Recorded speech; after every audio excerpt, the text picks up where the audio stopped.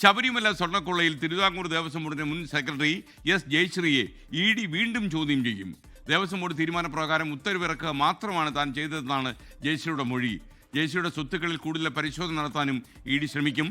24 breaking വാർത്തയുമായി Vipin C Vijayan വീണ്ടും ചേരുന്നു. വിപിൻ, ഈ നമ്മുടെ ഈ ജയശ്രീയുടെ മൊഴിയൊക്കെ ഇ.ഡി. വിശ്വസിച്ചിട്ടുണ്ടോ? Good morning again. Good morning S K. Enforcement directorate ഈ ശബരിമല സ്വർണ്ണക്കൊള്ളയിൽ പ്രതിപട്ടികയിലുള്ള ഓരോ ആളുകളെയായി വിളിച്ചു വരുത്തുകയും ചോദ്യം ചെയ്യുകയും തുടരുകയാണ്. ഇതിന്റെ ഭാഗമായിട്ടായിരുന്നു ഇന്നലെ ദേവസ്വം ബോർഡിന്റെ മുൻ സെക്രട്ടറി ആയിട്ടുള്ള എസ് ജയശ്രീയെ ചോദ്യം ചെയ്തത്. ഇത് ഏകദേശം 9 മണിക്കൂറോളം ഈ ചോദ്യം ചെയ്യൽ നടക്കുകയും ചെയ്തു. അതിനുശേഷം വിട്ടയക്കുകയാണ് ഉണ്ടായത്. ഇപ്പോൾ ഈ ചോദ്യം ചെയ്യൽ, അതായത് ജയശ്രീയെ വിളിച്ചു വരുത്തി വീണ്ടും ചോദ്യം ചെയ്യുമെന്നുള്ളതാണ് ഏറ്റവും സുപ്രധാനമായിട്ടുള്ള വിവരം.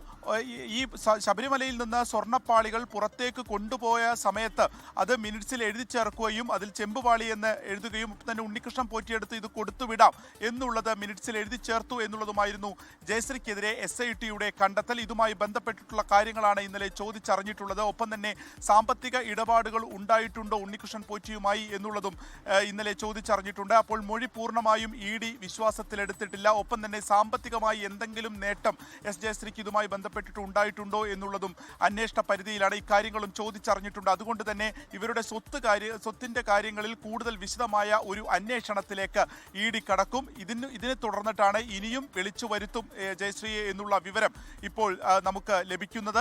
ഒപ്പം തന്നെ ദേവസ്വം ബോർഡ് എടുത്തിട്ടുള്ള തീരുമാനം അതിനനുസൃതമായി താൻ പ്രവർത്തിച്ചു എന്നല്ലാതെ മറ്റൊരു തരത്തിലുള്ള ഇടപെടലും ഇക്കാര്യത്തിൽ നടത്തിയിട്ടില്ല എന്നുള്ള വാദം അത് ജയശ്രീ തുടരുകയാണ്.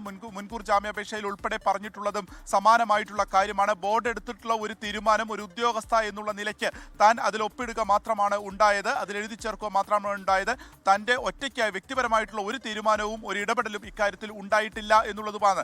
എന്നാൽ ഉണ്ണികൃഷ്ണൻ പോറ്റിയുമായിട്ട് ഏതെങ്കിലും രീതിയിലുള്ള ഒരു ഇടപാട് തനിക്കില്ല എന്നൊക്കെ പറയുമ്പോഴും ഇക്കാര്യങ്ങളിൽ കുറച്ചുകൂടി വ്യക്തത വരുത്തുക എന്നുള്ളത് തന്നെയാണ് ഉദ്ദേശിക്കുന്നത്. കാരണം ഇതിൽ ഏറ്റവും സുപ്രധാനമായിട്ടുള്ള മിനിറ്റ്സിലെ വിവരങ്ങൾ എഴുതി ചേർത്തതിൽ എസ് ജയശ്രീയുടെ പേരിലാണ്. കാരണം ഈ ശബരിമലയിൽ വെച്ച് നടത്തേണ്ട ഈ സ്വർണ്ണപ്പാളികളെ സ്വർണ്ണം പൂശേണ്ട അടക്കമുള്ള കാര്യങ്ങൾ പുറത്തേക്ക് ഇത് കൊടുത്തുവിടാം, അത് ഉണ്ണികൃഷ്ണൻ പോറ്റിയെടുത്ത് കൊടുത്തുവിടാം എന്നുള്ളതായിരുന്നു ഇതിലെ ഏറ്റവും പ്രധാനമായിട്ടുള്ള രേഖ. ആ രേഖ എസ് ജയശ്രീയുടെ പേരിലാണ്. അതുകൊണ്ട് തന്നെ കൂടുതൽ പരിശോധനകൾ നടത്തും. ഇപ്പോൾ ഉള്ള മൊഴി പൂർണ്ണമായും ഇ.ഡി. വിശ്വസിക്കാതെ ഇവരുടെ സ്വത്ത് കാര്യങ്ങളിലേക്ക് കൂടി അന്വേഷണം നീളുന്നു എന്നുള്ളതാണ് ഏറ്റവും പ്രധാനമായിട്ടുള്ള കാര്യം. എസ് കെ, ലോകത്തെവിടെയായാലും ഏത് സമയത്തും 24 വാർത്തകളും ഓഗ്മെന്റഡ് റിയാലിറ്റി പാക്കേജുകളും എക്സ്പ്ലെയിനറുകളും വിശദമായി കാണാൻ ഞങ്ങളുടെ യൂട്യൂബ് ചാനൽ നിങ്ങൾക്ക് സബ്സ്ക്രൈബ് ചെയ്യാം.